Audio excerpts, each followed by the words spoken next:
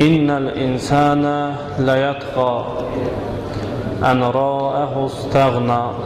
Sadaqallahul aliyyul azim. Həqiqətən insan, Allah buyurur Quranda, tüğyan eder.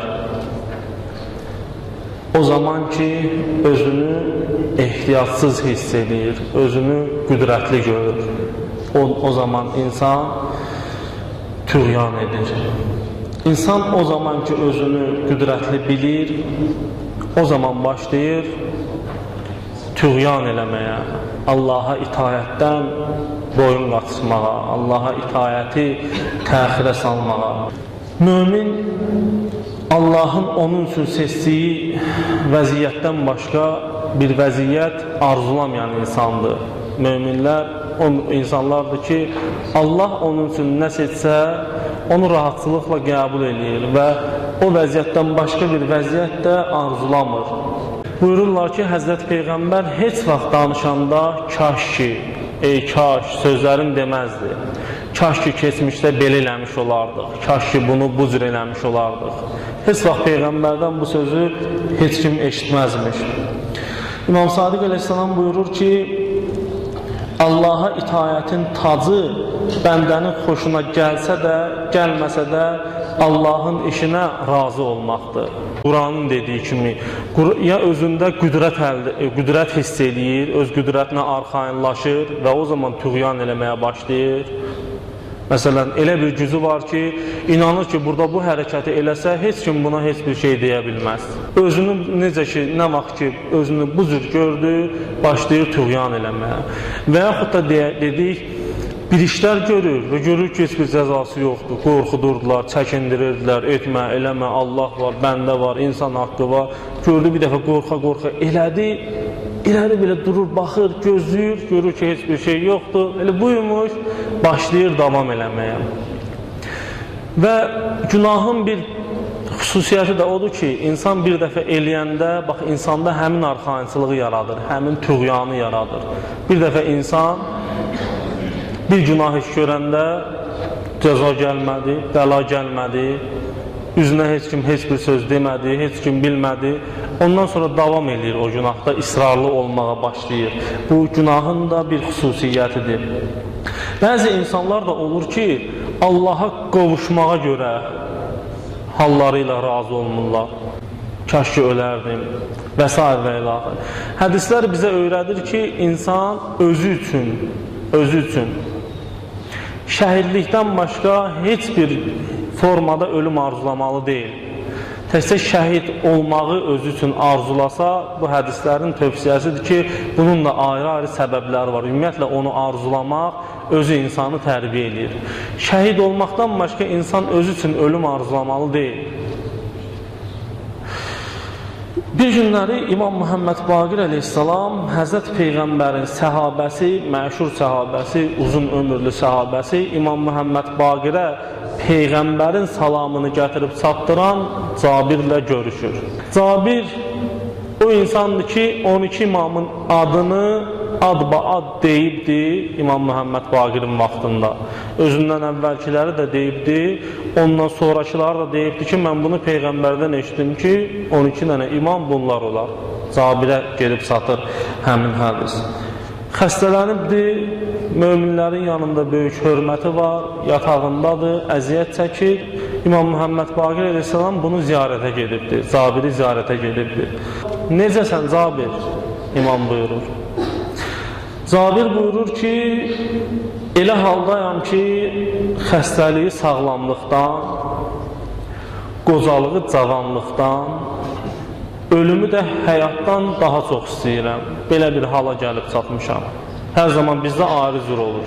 Bizdə sağlamlığı xəstəlikdən çox istəyirik, cavanlığı qocalıqdan çox istəyirik, yaşamağı da ölməkdən çox istəyirik. İmam Muhammed Baqir əleyhissalam deyir ki, biz əhl-i beytdə belə deyil Cabir. Biz əhl-i beytdə Allah bizim üçün nə istəyirsə biz ancaq özümüz üçün onu istəyirik. Allahın insan barədə biçdiyinə razılıq iki sahədə olur adətən, 2 sahədə olur. Biri odur ki, insan Allahın onun barəsində yazdığı qəza-və qədərə ya razı olur, ya da razı olmur. Allah mənə bir xəstəlik verib, indi mən onunla ya razılaşıram, ya razılaşmıram, qəlbimdə də olsa belə. Bir bu, yəni qəza-və qədər barəsində. Bir də şəriətlə bağlı. İnsan bəzən şəriəti belə kefinə bağlayır. Hərdən istəyirəm, hərdən istəmirəm. Hərdən süfə durmaq istəyirəm, hərdən durmaq istəmirəm. Hərdən xums verməyi arzuluyuram, hərdən də verməyi istəmirəm. Oruz qışda ləzzət eləyir, yayda incidir, istəmirəm. Həccə getmək qışda xoşdur, adın üstünə ad gəlir, imkanım da var idi. Yayda imkanım olsa belə narahatsızlıq yaradır, diskomfort olur, istəmirəm. İstəyə bağlayırlar bəzi insanlar şəriəti. İnsanlar şəriətdə də gərək Allaha sözsüz itaət eləyərlər.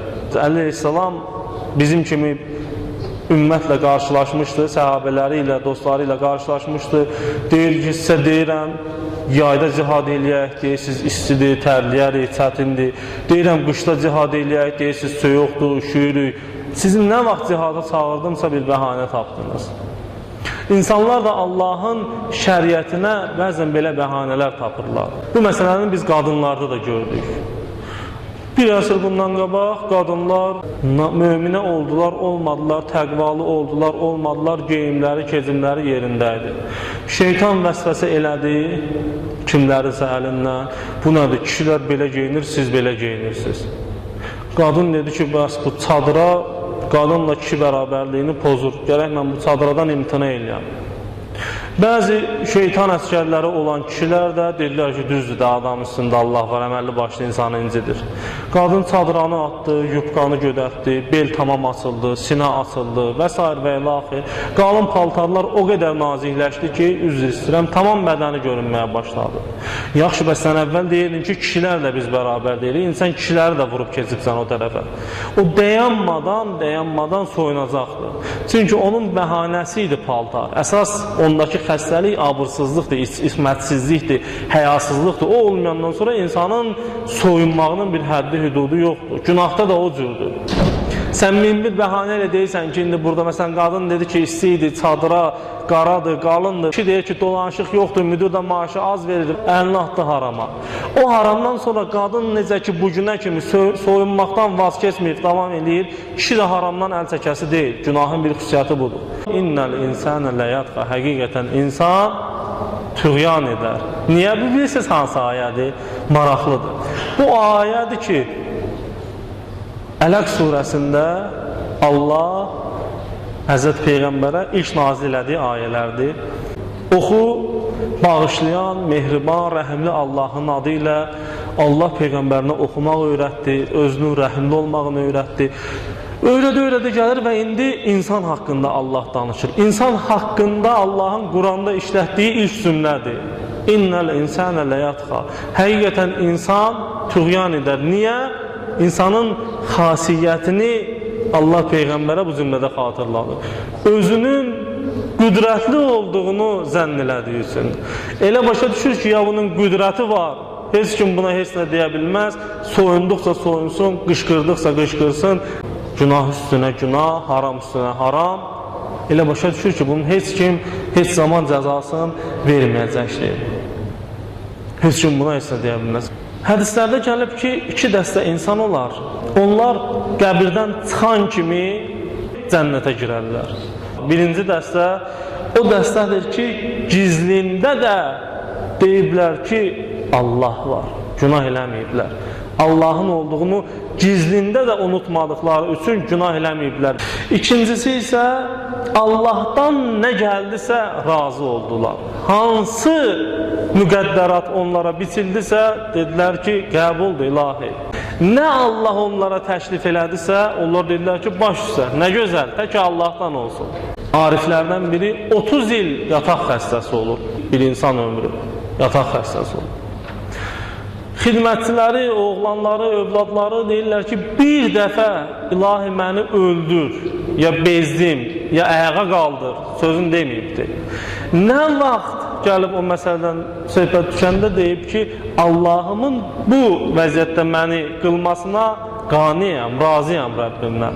Bu doğrudan da bir arifə, bir bəsirəti açıq olan insana yaraşan bir sözdür. 30 il və kimsə razı deyilsə, bunun mahiyyəti, kökü ondadır ki, o Allahı ittiham edir öz vəziyyətinə görə.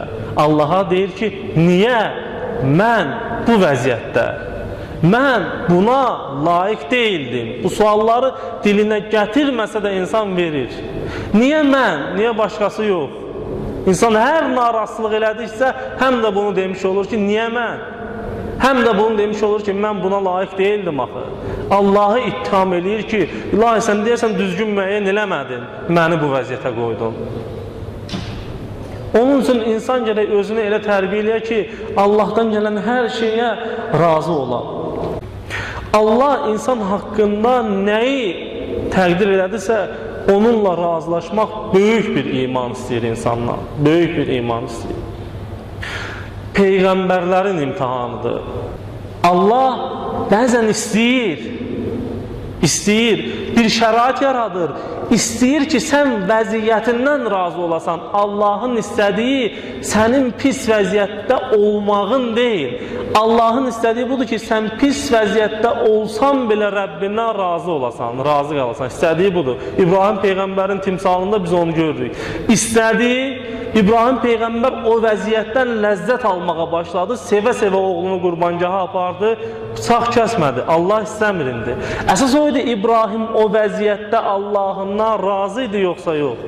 İbrahim Peyğəmbər deyirlər ki, ağlayır orada.